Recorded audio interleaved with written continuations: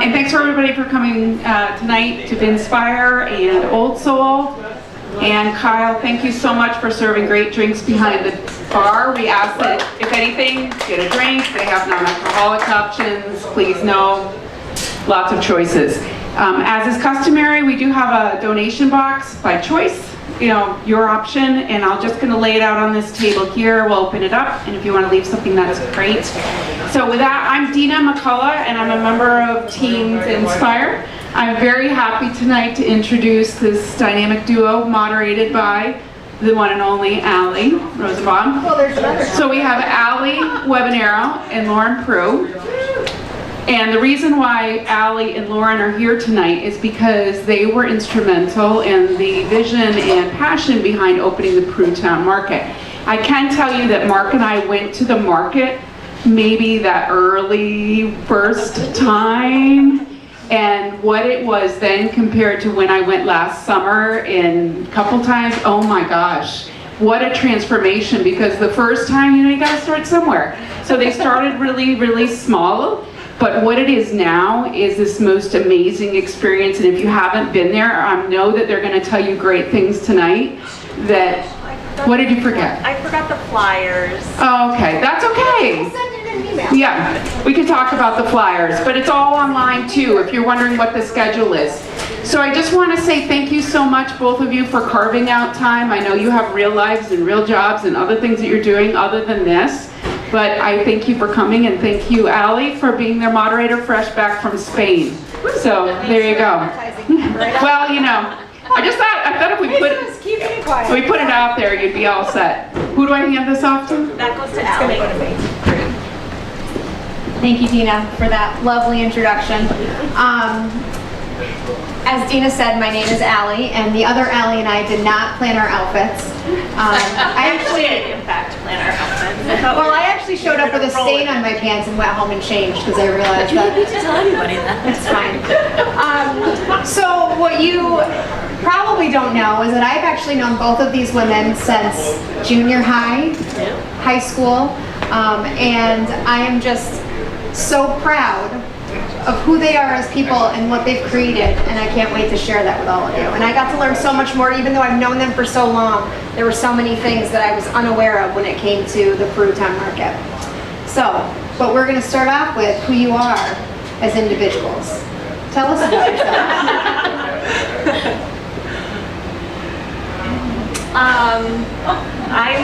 I am a Peru resident. I'm a mom of 2 kids in the Peru School District. I grew up here, moved away for a while, and came back to raise my family here, close to my parents, and in a community that, when I was growing up, very much felt like my village. And so when I had kids far away, I really wanted to bring my kids back to the village that I grew up in, and I nailed it. I did a good job bringing them back, right? And then also kind of expanding that village and creating more space for community. I work for the state. I work for Governor Hochul, which I love and I feel really proud to do. And I'm a planning board member for the town of Peru. I'm a Vinspire member. I was going to say, it's more what you don't do if you have your list than what. You're on the PTO. I'm the vice president of the Peru PTO. I'm A lot of things. I'm a lot of things.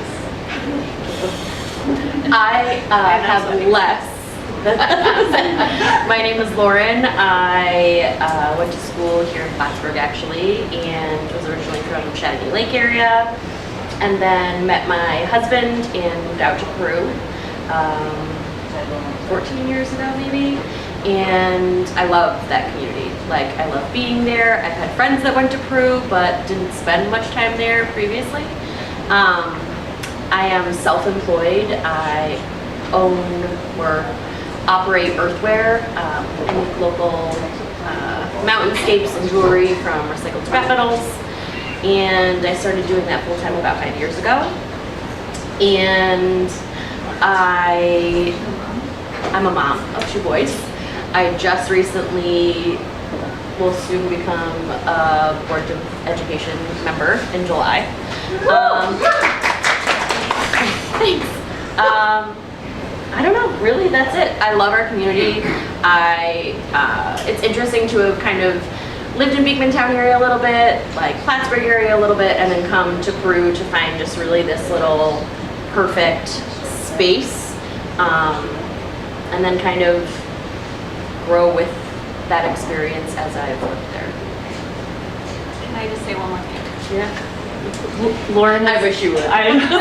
Lauren is an entrepreneur and she's a tremendous artist. And when she says she makes mountainscapes, she makes these really beautiful installations that are made with recycled metal, and they're just really stunning. And there are some of her work is over in the Old Soul Design Shop. Usually. So it's actually sparse right now, but she's Or at my house. Or at your house. Dina's, you can go to Sally's, you can come to my house. Thank you, can see lady. all the From your office. I might have bought the last two.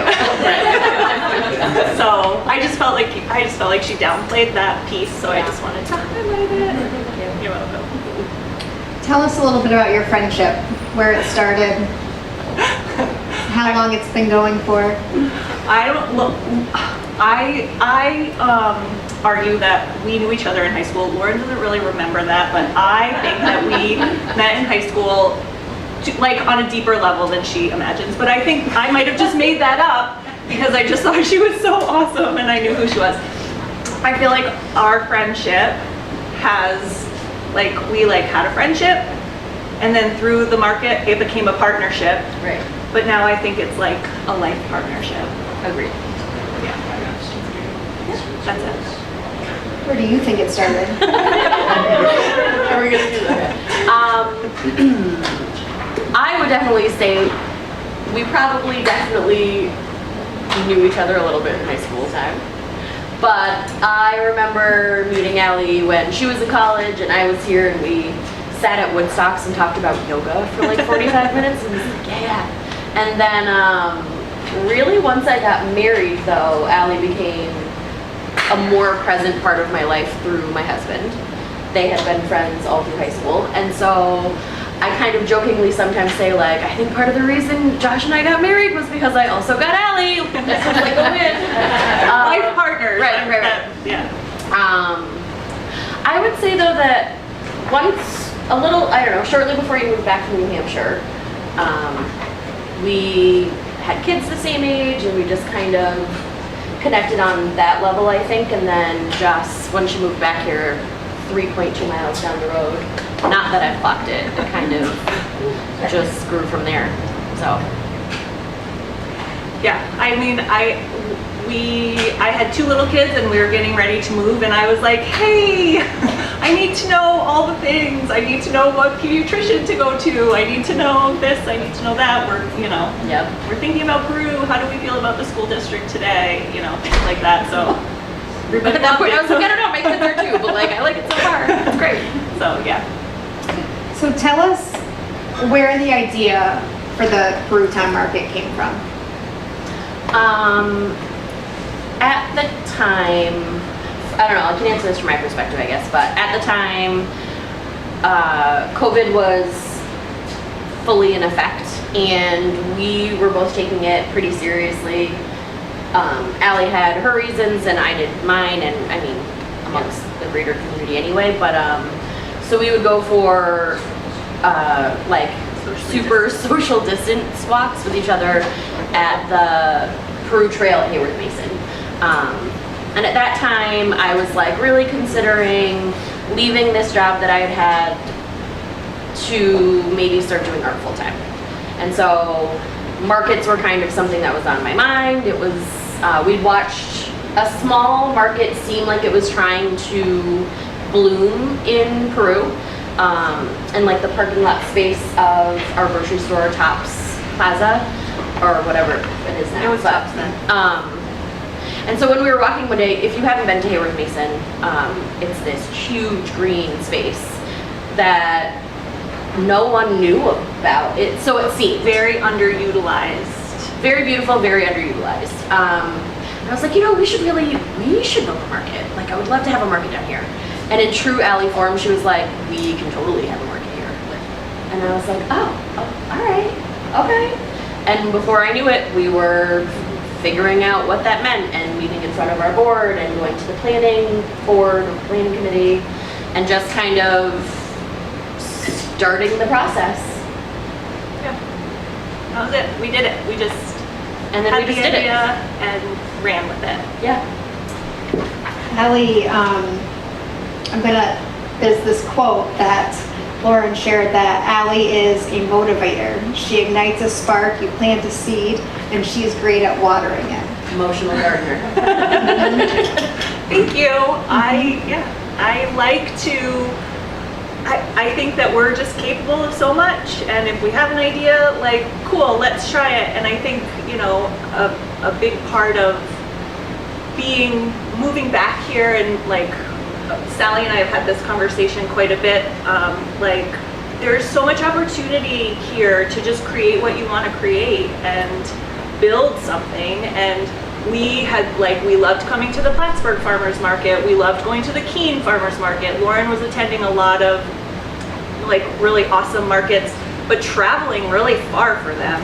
Yeah. And you know, Peru is such a beautiful little community, and it just doesn't always have a ton going on, but we love living there. And so we were like, this is like, why not? Let's just try it. And you know, it took some effort, yeah, right. But like it's just such a beautiful space, and you feel so comfortable when you're down there, and really just like it's just vast. And so it really was the right place, it was the right time.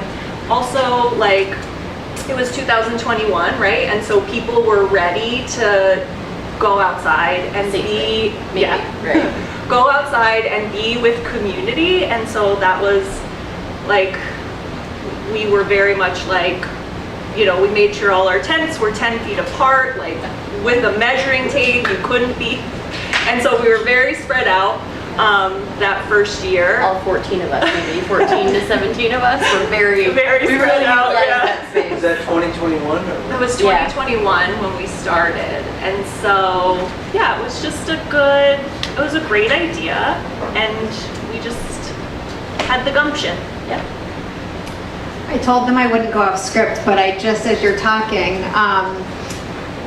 this may or may not have anything to do with it, but I think about your job previously when you were in New Hampshire and working in local government. Yeah. Your insight to local government and how a city developed and all of that, did that play into any of this? It was helpful because, you know, when we were talking, it was helpful because as we were talking about it, we were kind of like, where does one start? Right. Like to create a farmer's market. And having worked with towns, I knew that, well, if you're gonna do something on town property, you need permission from the town. And so that started the communication with the town board and getting board members on board with us. And then Prue didn't actually have like a very formal process. When we started, their process has grown, which I think is great because it's a great space and it's utilized more. So I think we were a good stepping stone, a good platform for them to kind of say, this is an underutilized space. What should our policy be for creating things here? So yeah, it was helpful to have an understanding. We'll say I was born and raised in Peru, I think age 3 until 20, and my experience with that space was kids went down and did things they weren't supposed to, or there was a really big flood. I don't know if you remember that. So until I went to the market, I had never actually been down there. Can you tell us a little bit more about the venue? Maybe you have. The space, Everyone's giving all my secrets away. it's really, so if you're in Peru and you're standing at Liberty's garage and looking at the Grand Union, there's a little driveway in between Grand Union and a little house. There's a little driveway, and just before the bridge. You drive down and it's really, can't see it at all until you get in there. There's a great description of it, of what Hayworth Mason Park, like the history of it on the town website. But the Little Ausable River runs through there, so it kind of, you know, borders this really open, beautiful green space. A long time ago, I mean, I think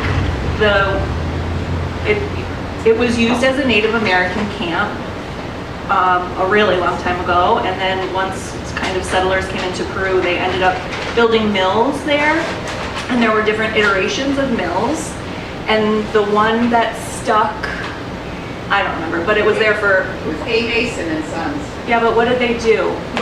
Lumber. And so they were there for like 100 years. Yeah. And I don't know what happened to them that The world changed. the world changed. Yeah. Yeah, that makes sense.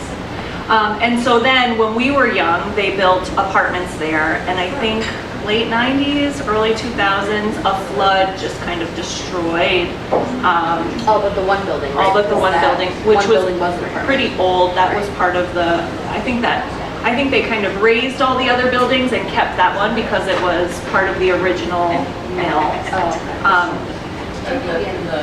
The main building that's still standing there, I had the bottom floor apartment. You did? You did? My Aunt Sue lived there too. Sue Finnegan, did you know her? I Oh, don't that's- know really well, but Yeah. I lived in that apartment. Yeah, they were awesome. I really liked those apartments. I feel like they actually like informed my aesthetic about houses because they were really neat and they were stone. Anyway, so they were taken out, and then for a long time the town didn't do anything with that property because it was in a flood zone and, you know, it was very expensive. And so eventually, with some of the current board members that we have now, they really started to say, hey, this is something we can do. They got some money from the state. They turned it into a park. Eventually they added a walking trail, which is awesome. There's a dog park. Yeah, so the town definitely saw the value in the space and started to invest in it, I think with some FEMA funding. And yeah, and so it was ready for us when we got there. It had been a long process to get to where it is now, and it was just so beautifully waiting for us when we were ready to bring this to Peru. And we really appreciate this space. Like, it's wet down there sometimes, and so a few years ago we had to cancel one of our October markets because it just rained so much and we park people on the grass. And so, you know, we can't be messing up our grass. So we definitely have to be mindful of the weather and what's happening, and we really respect that. We respect the space and appreciate the land, and yeah. What were some of the challenges that you encountered as you were putting this idea into play? I would say that the, I don't know, challenge perhaps, but I think that we had reached out to some people, some local farmers, seeing if they'd be interested if we proposed this idea, if they would want to join us. And some of the feedback we had heard, I think, was, you know, like, oh, people have tried to do this before and it didn't really work out, or Prue's not the place. Prue's not the place, right? Plattsburgh farmers markets, ongoing, Keene, you know, which is fair. And so I think with that, some of the town board at the time was kind of like, oh, girls. Which Infuriating. right, and it was helpful though because nothing really encourages you to do something other than having someone act like maybe it's not going to work out. So we went down and we walked the space, and at one point someone had said to us, you know, we were like, here's where we're going to have everybody and this is what we're going to do. And we have 14 people and we're so excited. And they're like, oh my gosh, 14 people, like it's not Keene. And you're right, it wasn't. 5 years ago. It was not keen. We never really were aiming for that per se, but it was something at least that stuck with me as like one of the challenges of like, okay, maybe the challenge is just that, I mean, you can try if you want to, you know? Yeah. So it was fuel and challenging. Yeah. Helping people see our vision was a challenge at the beginning. Right. And then we had a couple of really awesome vendors show up with us at the beginning. A couple of people who were like, this is great, or I live near here, or I'd love to try. And so, Or I've never been a vendor anywhere before, but I live here, and so this feels like a safe Approachable. space to try. yeah. And then also I think our enthusiasm for our idea propelled a lot of other people to be like, all right, sure, we'll check it If out. they're excited, it's gotta be exciting. And so I think that also was really helpful. We really kind of hooked people in. Our husbands, for one, who did not sign up for this, but who are now our parking captains. And if you come and you've been there, you know that our parking is pretty good for, 1,000 or 1,500 people rolling in and out. It's very impressive, the parking situation. And we just, I don't know, I think, not everybody's gonna see the vision that you have, and that's okay, right? You still get to go forward and do what you think works, and Worst case scenario is that it didn't work. yeah. Yeah, it's not like you have a huge investment. No, it was like, you're not okay, building well, a building, right? right, Yeah. no, it's like, an okay, idea. right. Yeah. So It was an we idea. went with it, and, there wasn't like a ton of pushback in that regard, Yeah. It was kind of like, okay, if you want to use the space, like these are like these rules we'll come up with, because again, this space hadn't really been used, so it was a learning experience for both us and I think our town at that point. For sure. Oh yeah, okay, sorry. So I wouldn't say that it was extremely challenging, but I just think in the beginning there were doubts about its success, and we kind of just worked through it, and we started small, and then each year it grew. I'll share too that one of the challenges we had early on was, and this is actually kind of why we called it a town market instead of the Peru farmers Oh, market, yeah. is because we couldn't get any farmers to come. And that was because we were a monthly thing, and that makes so much sense. And our first year, we actually had a couple of farmers sign on. For one reason or another, they couldn't come. And then the second year, I think, did we get D&M came? D&M farmers, Organics. D&M Organics, who you will know their vegetables because you eat them at Iris's, delicious. They came the second year with delicious organic veggies and the most enthusiasm. Yeah. And all of a sudden people were like, yes, we want more produce. And so we worked really hard to kind of get people. We got North Point for a little while, which was great. When they first started. And then now we have the Meadow Farmstead, which is out of Jay, and they're, I think North Point, we were good as they were starting, and now they've grown. And so I think the Meadow, we think that they're just like the perfect size for us. So we hope they'll continue with us too, just like D&M. But Yeah. that was a real challenge to get produce at the market for a once a month market. Really So- kind of food in general. It is once a month still? It is, yeah. Okay. Still once a month. So when is it? What, like the first, what? Rob, It used to be really don't easy. take away my question. It used to be really easy Alright. because Going we on had this there. the last Sunday. Yeah. What did you start with? So what did we start with? Like how many? 14, I think, to 17 was the most vendors we had in that first season. I don't think we had any food at that We point. had no food. We had someone who blew glass. We had That was earthware. year 2. No, she came year 2. Listen, this was 5 years ago. It was a small variety of local, very local Yeah. artisans. Half of that number was probably Prue residents. And also Lauren's experience with markets meant that she had a network of people that she could say, hey, listen, we're doing this thing, you should join us. Right. And a few of them did, and I think that was a big part of it too, right? Is that her network was the group that we were reaching out to. Right. Yep. And that was also from my experience. We used to, first you and Nina started it really, an irises market. Yeah. That was like the only thing that I had known about in the area. And so way back, I would do that once a year. And then Chanel, from Inspired by Color by Chanel, awesome local artisan as well. She and I kind of took over when she sort of moved on to other stuff, holding irises. And so she really had helped me kind of like expand and understand like a market community at all, and kind of meet some of those artisans to begin with.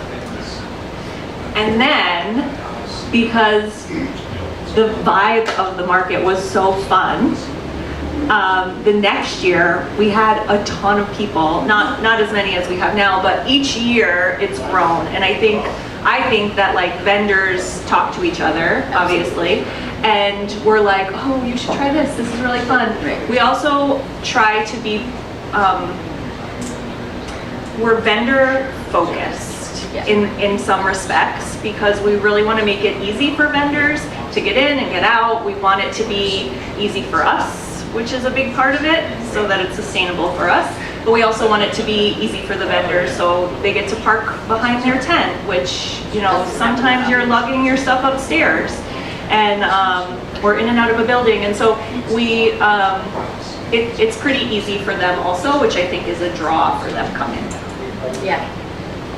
So as we were speaking a few weeks ago, I felt the excitement and was learning all of these things that your vision and how you were going to execute it. But then you started sharing about some stuff that I was like, oh, this sounds like boring. And you know, like it was like taking away from my idea of how exciting this was, because it was in part like there's these rules and regulations and things you have to think about, like parking. That would have never crossed my mind. To be fair, So- it didn't cross our minds either. Eddie, Allie's husband Eddie, very much was like, there's nothing worse than bad marketing. We were like, oh, really? And so he just kind of rolled in the first year market of the first season with tape and stakes and a hammer and just designed the parking lot, small. And we were like, oh, that's great, thank you. And then he involuntarily volunteered for a lifelong commitment. No, I'm just kidding. But to No, me, he's in it for life. He doesn't have a choice. But the thing is that he made it really, it's true, right? Like he's the kind of person, and I hope there are other people out there like this, but he's the kind of person that if we go somewhere and parking is a mess, he's already upset and disgruntled by the time we get out of the car. And so we were like, people can park at TD Bank. It's and fine, walk they can down. walk. And he's like, that's a half a mile away. People are not going to do that. So we were like, oh great, you do it then. And he did. But then they really had to, and Josh, Lauren's husband, is part of it too. They had to really expand it because we get so many people in it now. So that's a logistical thing that we had to think about. right, the second year, I think when we, every time, when we doubled in size, I would say at that point, I think it was June or July market, we had like a traffic jam on the bridge. I'm like, it's Peru, you know? And we were like backed had up to call, traffic we in were wondering the if we had to road. call the sheriff's office. It was Right. it was a mess. Because we knew a sheriff. He lives in Peru. But like with each of those things, right, we learned, we figured out how to expand, and that also went back with the town of like where we could park, you know, old underground piping and what could work and what wouldn't and what we had to be aware of. And You also mentioned you had to get insurance. yes, so year 2, Yeah. you know, none of us knew. The town didn't, I don't want to say they didn't know, but like we were learning this process together because it hadn't been done yet. And so by the second year, we needed to get insurance, which has its own requirements and what we need to have from our vendors, and just sort of started like that was kind of the year that we were like, oh, okay. And we kind of figured it out and we were like, oh, okay. We went to a lovely local insurance company and it was very helpful and we got great insurance and lots of help. Yeah, and then it kind of, the town we really highly traffic that space now in those once a month timeframes, market days. So, you know, it came a point where we were starting to pay, well, I guess year one too, but we were like starting to pay the town to use that space as well, and we started doing music because there's now a stage down there. The idea in the beginning was that we used to have Sunday music. The town still has Sunday music every Sunday, but it used to be up in the pavilion by the church, across the bridge. So originally our idea was like a market to music, like come to the market and then walk up under the bridge and go listen to music, and then simultaneously they needed to do like some major construction in that area, and so they actually built a stage down at Hayworth Mason, and so Year two, we had some music. yeah, year two, we didn't have music the first year. Yeah, so like So what about the application process? Because as you mentioned, in 2021, you had about 14 vendors, and in 2025, 60 vendors. Yeah. we are capping it at 60 vendors, because that feels manageable for realistically 4 people. I mean, 4 people. we haven't done it yet, so we're saying this ahead of time. We had 57 people last year was our max. 57 last year was our max. Right. And so we were like, we could have 3 more. Like, look, and we'll just see how it goes. Each year, our process has evolved because more people have come. We've gotten some feedback from vendors, and we have also learned what works for us and what doesn't work for us. And again, because our husbands are like big deals on the day of, but we do all the background, and it's really taxing and time consuming sometimes. Right. And so each year we kind of debrief after the markets are over and say, okay, this was a mess, we're not doing that again. Or this worked really well, how can we make this easier? And so each year the application process has evolved slightly based on what we need and what we're seeing and the number of people. We had so last year was like another really big year, year 4. We opened our application in February of last year, and we were like, we were gonna just leave it open all year, and within a month, 3 weeks, Right. we had 90 people apply, and it totally overwhelmed us, and we were like, oh my gosh, so we shut it down, and we, allocated the market dates to the people. And we're a very strict handmade or homegrown market. So if you don't do it yourself, essentially, it's not a market that you can come to. Yeah. And so, not everybody that applies ends up being able to be there, but for the most part, we really try to get as many vendors in as we possibly can, and so that's why also each year the number of people that we let in seems to grow. We do have the cap in our minds because from 7 o'clock, people are supposed to arrive no sooner than 7:30. But from 7 o'clock until 9:30, people are coming to set up, and to put, 55 tents and people in that space in 2 hours it's a lot. And so we make sure that what we're doing in that 2-hour window is manageable for us. For 2 people. Right. For us. And the other thing too is, so part of the application process that has changed, trying to actually answer your question. You're doing well. Thanks.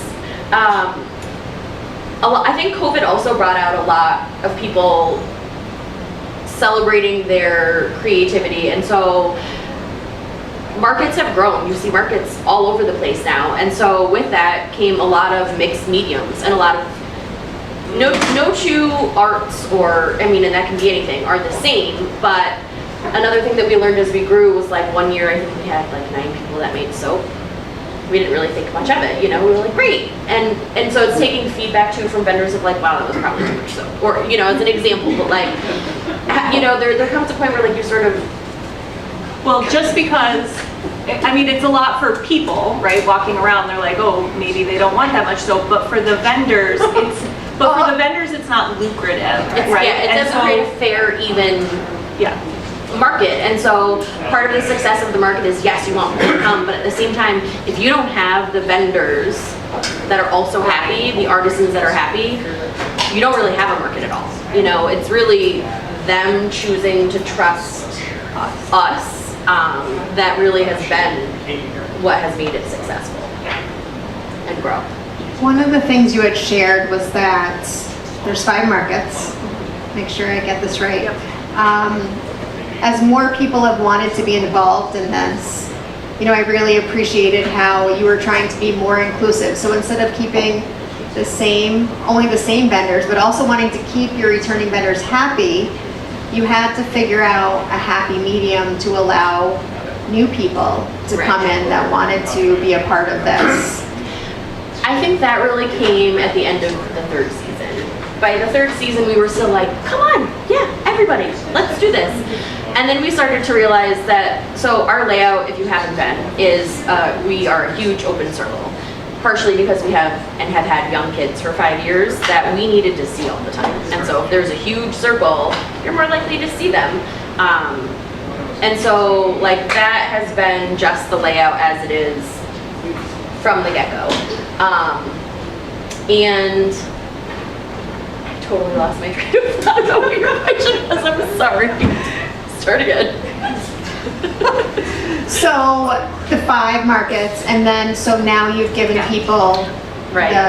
in order to allow more to be Yes. involved. So we were really pulling and reaching, trying to bring as many people in as we could at first. And then at some point in year 3, we didn't need to pull people in anymore because people were coming to us. And Right. so last year, we were still able to, a lot of our vendors who have been with us from the very beginning, the Right. 1st or 2nd year, and they sign up for all 5 markets. Right. And so this year, we had over 100 people sign up to be a vendor For 60 spots. for 60 spots.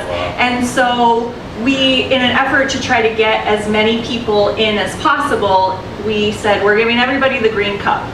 Like in my kitchen, if my kids are fighting, no, everybody gets the green cup. Not that the vendors were fighting, but we wanted to be as fair as we could about how we were allocating spots. And so the vendors, our tried and true vendors who have been with us for all 5 markets, everybody got 4 spots this year. And this way we were able to give more people, new people, a space so they could try it out, or, Right. in an effort to make more space.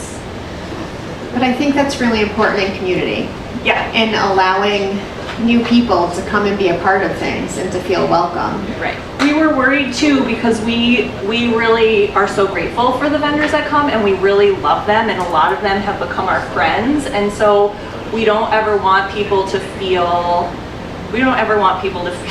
upset with us. Right. That happens, Right. and we hate it, but but so we were worried actually about how people were gonna respond, and nobody was upset with us, which actually, knock on wood, I think this might be the first year that we really haven't had. I mean, the year is early, Right. so I'm sure we'll have things happen, but Check in October. yeah, we can go. It was just like the best way we could come up with a fair system to try to make room for many versus Yeah. other markets you may go to where like you're going to see the exact same thing every weekend or whatever that may be, which there's nothing wrong with, but we're once a month. We only have 5 chances to draw people in both from the community and from a vendor's perspective. So we just tried to make that as fair as possible by kind of checking 100 people's medium. What do you make? How similar is that to this person who also makes candles, or this person who also does woodwork or whatever? It's a lot of like, okay, well they've there may not be like a rhyme or reason, but we really were pretty comfortable with like, okay, this feels like that makes sense to us. Yeah. So, We also have the vendors kind of self-identify what they make on their application, and so we can kind of, as we're going through, categorize, like, there's... bakers. Yeah, produce. there's... Sorry. It's okay. This is how we work. The microphone's just more complicated. Yeah, we have bakers, ceramics or pottery, woodworkers, produce, soap, candles, Jewelry. lots of jewelry. I mean, at this point, really the mediums, the really cool thing about moving into year 5 is that the mediums that we're seeing come through right now are lots of variety, and they're all really, really lovely and unique, and so it's like an exciting way to start this year. Just it's grown. So can you give us a little insight as to what to expect this summer? Are you allowed to do that? Yeah. We're definitely more food focused. We have several bakers, some gluten-free varieties, some sourdough specific, some cookies and sweets. We've got a variety of different pottery people. We've got a couple new like floral pressed work that's new to us. Lots of jewelry still. I'm trying to think of, we have beef and chicken coming and eggs this season, which is new. Last year we just started having Edmondson Farm, who also participates in the Plattsburgh Farmers Market. So that was the first time that we had meat, but we have, dairy, mushrooms. Garlic again this year? We have garlic coming back this year. That was also delicious. End of the season, because that's their Flowers. flowers. Yes. Yep. Yeah, help us out. Photography, photography, and then Lori Mendigo had been there, but I Yes. don't know, back with the painted. Yep, we've got, painted hats, embroidered hats, we've got leather work, we've got woodwork, we've got blown glass, Furniture. we've got furniture. What else? Food trucks. The dog Yes, we've got pet paraphernalia. Trying to go around the circle in my mind. Oh, body products. Oh yeah. Ooh, yeah, Coco Tallo's coming this year. I'm Yep. excited, her stuff is really nice. We've got the apothecary. Yes, we have some sewers, we've got some crochet, we've We got, really have a little bit of everything. Like when you say that, it seems really generalized, but we really have a little bit of everything this year. So girls, yes, how would you say the community has responded? Our community shows up, I think, is something that I've learned in this process. Not just people of Peru, because I definitely know that we get a lot of people from Plattsburgh and Keysville, South. But it was kind of like one of those, you build it and they will come, and slowly but surely, we went from, I think the first year having 200 or 300 people attend and check us out and explore, to we kind of have a harder time clocking how many people now, because there are so many different ways that people can enter, either through the trail or under the bridge or whatever. But we're averaging 12 to 1,400 people in the summer, and so That feels good. it's a big. You mentioned you have the kids' activities too. Yes, so we've always, no, we didn't maybe have any kid activities the first time, but, so typically because it's a homemade or homegrown market, we have had some non-for-profits reach out wanting to have a space. And so the only way that really seemed fair, since we were holding everyone else to this standard of homemade or homegrown, but still wanting to support a lot of these organizations, awesome organizations, was hey, you can come and do a kids tent, which can be coloring sheets or story time or bubbles or whatever it may be. So I think in this second year we started to do that, and then one of our vendors, Holly, turned our September market into a fairy market explosion. And so it's hidden gemstones everywhere, and then we had a hula hooper and fairy wings, and it's something that's beautiful about this market is, yes, it was an idea that we came up with, but our vendors are so phenomenal that they literally have helped us grow in so many ways. Their ideas get combined with ours, and their input makes it better. So So it sounds like it's really building true community within Yes. a small community. I would say so. Excuse me, are you drawing in people from up the mountain, like Lake Placid and Jay and up further? further? Where do your people come from? We have a lot of vendors from all over kind of the Champlain Valley and down into the Adirondacks. The people that come to the market as like visitors, I mean, I think so. we don't really like, unless we end up having a conversation with them or we know them, we don't really know where they end up coming from. We do get a lot of out-of-towners randomly finding it. We've had our own community members tell us that they now make sure that they don't go on vacation on the weekends that the market is in town, or that the market is held, which I think is really that just fills my cup, because we both have very busy summers, and so for other people to plan their summers around these weekends. But yeah, we do get quite a few people locally outside of Peru. I was thinking of like vendors, like Oh, yeah. vendors from up the mountain, Yes. or up, Upstate, Old J, Yep. all up that way. Yeah, Okay. quite a variety of locations, yeah. You have music too. Oh yeah, we have music, awesome music. Zip City will be playing in June, which we're really excited about. You have like a stage. You have a stage there, right? Yep. Yeah, so the town built a stage a couple of years ago, and that was like one of the, we just love that addition to the market, is that, I think the first year we didn't have it, the second year we had it a couple of months because we needed specific permission, and now we just build it into our request to the town that we're going to use it. And so we have music at all 5 markets. We have food trucks at all 5 markets. We've got kids activities, kids tents at all 5 markets. Ice cream, Mr. Dingling comes, and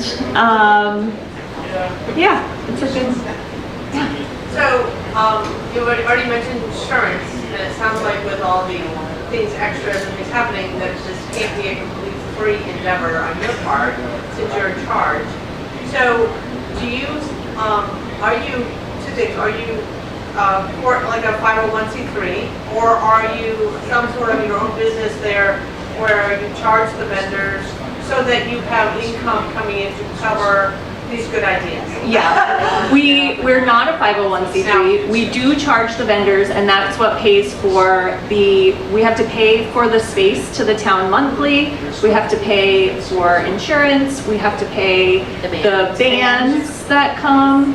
And so, and then any marketing materials, like we put up a banner, and we have flyers that I didn't bring. We've done radio things in the past, we've done things with the Strand, so it kind of just all, the vendor money just kind of helps us pay for the things that have helped us grow. Does the town provide any service? Like, do they do cleanup or anything? Or We clean up.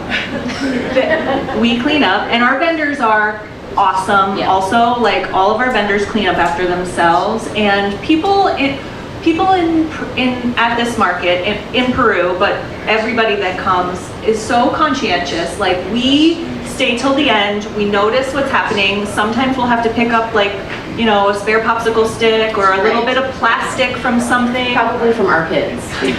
Probably from the market kids. But people are so conscientious about the space, and really, like, we have not had any major problems. We do create a ton of garbage, and Eddie takes it to the town has let us now put those garbage bags, because so there's like some logistical stuff that we deal with, but we get to take those, we clean out the garbage receptacles. where's Eddie? Eddie's like, he's not here. Eddie's not here. I know, really, we probably should have done. Next time we'll bring our parking guys. But everybody's really conscientious about it, and the town does provide, they have porta potties down there, and so they've been really great with helping us to make sure that we get, enough toilet paper, and that's kind of the less glamorous side of the market. That's a big deal. The garbage cart, Listen, the we cleaning of definitely have to the, make some emergency, like, we need toilet paper, yeah, I mean, they do really great job. The space is always freshly mowed for us. The garbages are always empty to start, and the porta potties, more often than not, have toilet paper and the things that they would need. And so, but they're like super responsive.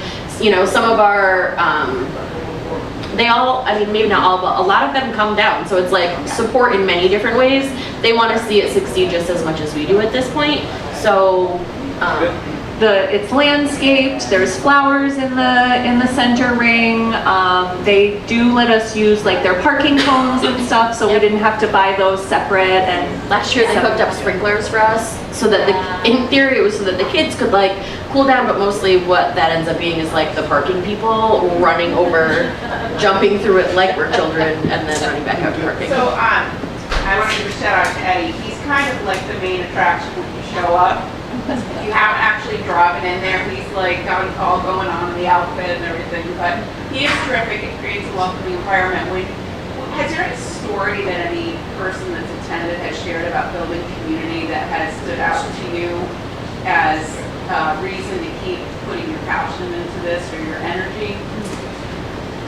So I'll share that. Like, I think, you know, what I said about our community member planning this was not a woman that like we really knew, just that I knew lived in town.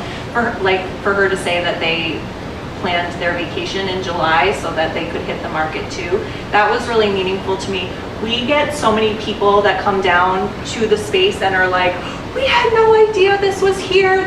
We get a lot of gratitude from our community for creating this. And I think like not just like the gratitude, but like the lack of non-gratitude, like the lack of anger, the lack of, you know, because like it's a lot of people to come through. And I know that the parking guys get a little bit more disgruntledness, but not really.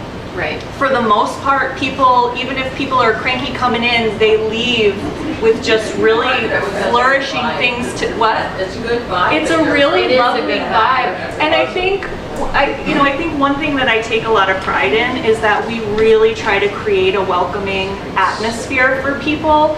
Our parking people are friendly. We've had a couple of younger boys who we've had to coach to talk to people when they come in, like eye contact, hello, we are welcoming you here into your parking space, thanks for coming. No, you need to back up a little more. That's not two spots, you know. Use your words.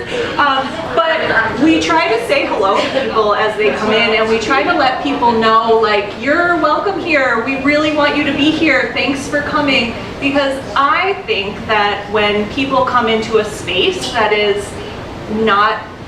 they're not used to, that they're coming into a space that maybe they haven't been to before, or maybe that there's a lot of people and like, ugh, I don't want to go somewhere with a lot of people.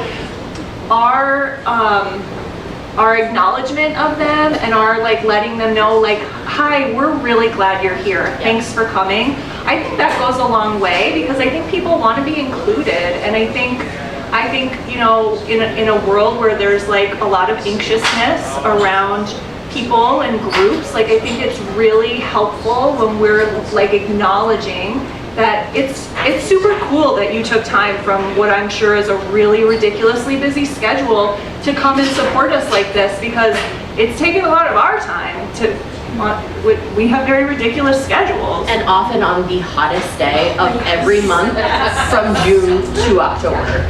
Yeah. Never fails. Yeah. You have been patiently waiting. I'm sorry. I really want to say that I have been to markets in the four corners of the United States, all the way to Alaska, down to New Mexico, and all over the place. And coming to your market with the happiness and the welcoming environment that you have, or a vendor that has gone to you a lot, it means a lot. It means a lot. Like, it's a big deal. Thanks, Riley. Yeah. But I feel like you all show up and match your energy. Like, People absolutely match our energy, and I think that's part of why we're able to stay up and why we're able to keep doing it. And so we don't maybe always get the feedback. I think it's like a yoga class. Like, you leave a yoga class and you feel so good, you don't always tell the teacher that you're like, oh, thank you, that was the best class. But you feel good and you come back. And I think we see a lot of that and we feel that. right. You're my favorite person. Oh, thank you. Thank you. Thank you so much.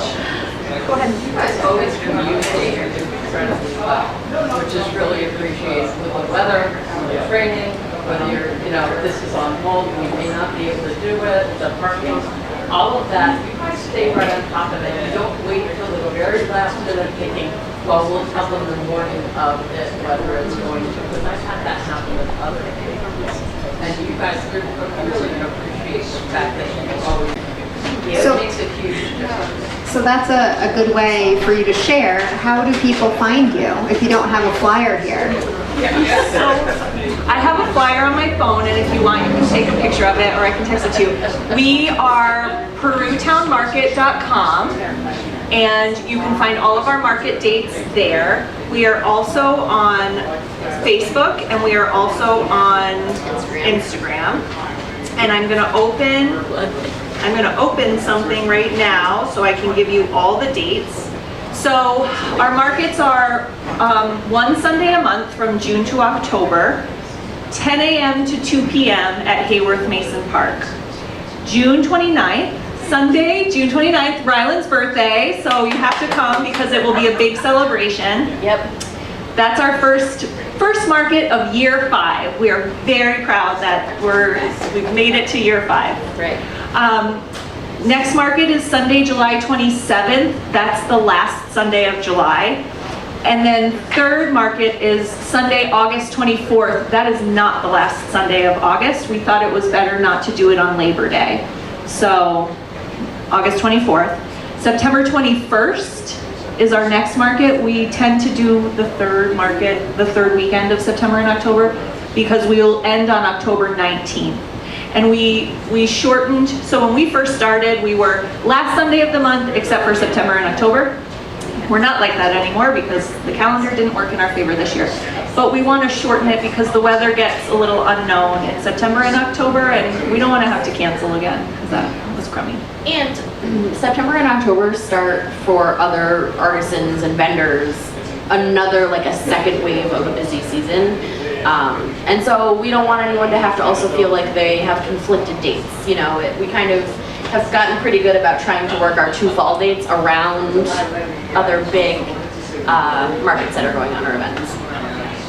And that's something that I'll say too really quick is that we really like all the other markets, and so we really were, when we were choosing the date, like when we were choosing Sunday mornings, we were really trying to be mindful of the other markets that have had this consistently long, you know, we attend the Plattsburgh market, so we didn't want to be on top, and then we felt like some other markets were far enough away, but like, so we were really trying to be conscious of not stepping on toes. There's so many things that I still want to say, but I want to be mindful of everyone's time. But I am just so thankful for the 2 of you and what you've brought to the community. There was nothing like this when I was younger. I don't know if I would have even done something like this when I was younger, but I'm so thankful now that I can take my children and my family to have this experience and meet all these new people. And you are so welcoming when you come in. And I don't think it's just because we're friends, because I see you do the same thing with all these other people. So Prue was really so lucky that you had this vision and you ran with it regardless of whatever challenges came your way. And you not only ran with it, you did it so well that, I mean, could you have even imagined 5 years ago that you would be in this space? Not at all. Well, actually, I feel like we, Well, I mean, we wanted, This is what we pictured, I'll be honest. To me, that's what it seemed like. Like, this is what we pictured, a full completed circle. Yes. Tons of vendors and our whole community. And we're heading into year 5, and that's like exactly what we can expect. And so you did it. yeah, we created what we were trying to create. Is your intention, not to step on other markets' toes, yeah. a factor in limiting this to once a month? No. Have you made a conscious decision, obviously become a decision, not to do it more than that? Are you afraid of over-expanding, you know? That is a 100% that's a capacity issue. We have busy lives. And little kids. Full lives. We have full, thank you, good reframe. I'm gonna use that. We have very full lives. Yes. And this is a big obligation, and we have really beautiful summers, and I wouldn't want to have this be every summer, because every weekend, thank you. It will be every It will. Well, that was a conscious decision, because we really like this and we want to continue liking it, and we want it to be kind of this like passion project thing It's that more we like do. a celebration too. It's a party.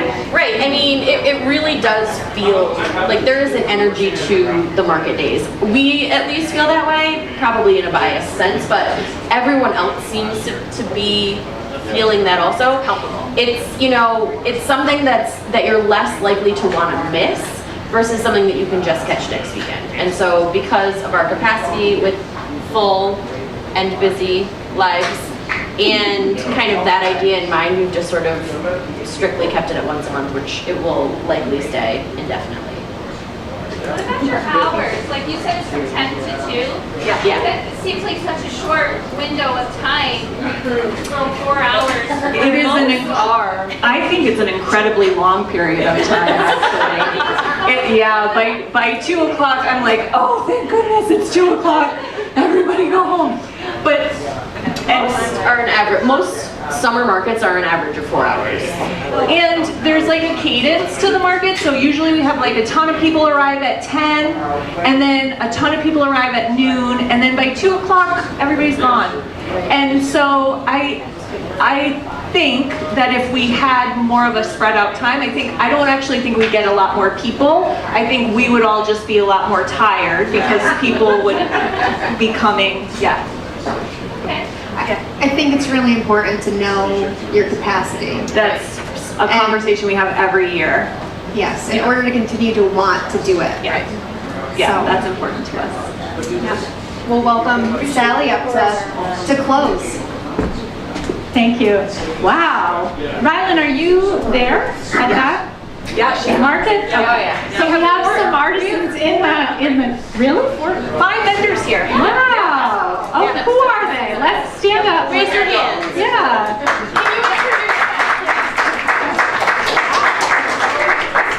We have, will you guys introduce Kelly? You make soap. I do make soap. Jewelry, Jewelry, leatherwork, and shell art, yeah. and remind us of your business name. Found in Fiber. Remind us of your business name. Half Moon Tarot Readings. Rather design jewelry. And Heart Scrabble. I do spice blends, crocos, and pancake mixes. And matcha. And matcha now, yeah, and pancake mix. Did we miss anybody? Well, our very first vendor from the beginning. If anyone wants to be a part of this for next season, how should they figure out when to apply? So if you would like to be, so if you're interested in being in the market this year, we are full, but you can email us, perutownmarket@gmail.com. You can email us your name, what you make, and a couple of pictures and the dates that you're available, and we'll add you to that wait list. We don't have people cancel very often, so our wait list doesn't move a ton, but we'll then have your email and we can add you next year. We tend to post our application at the end of January-ish, and next year will be a surprise for us, as it is every year. And I really want to put like a little thing on our website where you can like give us your email and then be added to the vendor list, but we haven't gotten that far, so TBD on something like that. So I guess just a couple of comments is when I've been to the Prue Town Market, the parking strikes you right off the bat. A lot of energy, and you're thinking, wow, they've got their act together here. And then you enter the circle, and it really is beautiful. I also think that the vendors that you choose are high quality, that it isn't a junkie market. And I know that that's something that, you know, you run into and then you feel bad because you're walking around and you're like, oh, nothing really strikes me. But we got a beautiful piece of art from Lauren.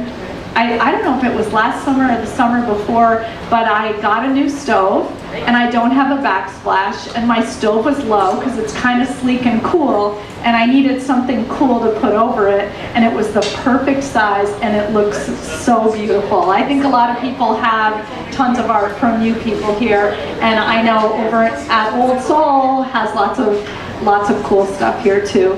I got to thinking too, like the way you place everybody, people are spread out but also not duplicates, and it's like kind of putting at people at your reception when you have a wedding, you know, like where should we put these people? Lots of room for kids to play. So in the future, I know we've got the box going around somewhere. It's right there on the table. If you care to donate to Old Soul, goes directly to Katie and Kyle, who work so hard for our community. There's lots of things coming up. Can you hand me that paper? I asked Kyle, what should I announce? And there's so much good stuff, but pay attention, go onto the Instagram, onto the website. On Friday, on a lot of the Fridays, there's music. Remember, when you come in, support the bar, buy a drink. There's comedy open mic on Saturday. Kyle said it's hilarious. It sounds really wonderful. The other thing I like is on Thursday night, there was a singer-songwriter workshop on Sunday, and those singer-songwriters are coming back to perform what they wrote during their workshop on Thursday, which is tomorrow night from 7 to 9. There's loads of things happening here. They are the hub of this community. They're a special place to come. I think people have so many good memories of being here. It's always a nice time. So thank you, Kyle. We appreciate you. And as for the future of Vinspire, we start up again in September. We take July and August off. If you'd like to be on our email list, I've got a book here to put you in, but pay attention. They do post everything. So thanks a lot for coming. Thank you, Allie and Lauren. You were wonderful. And Allie.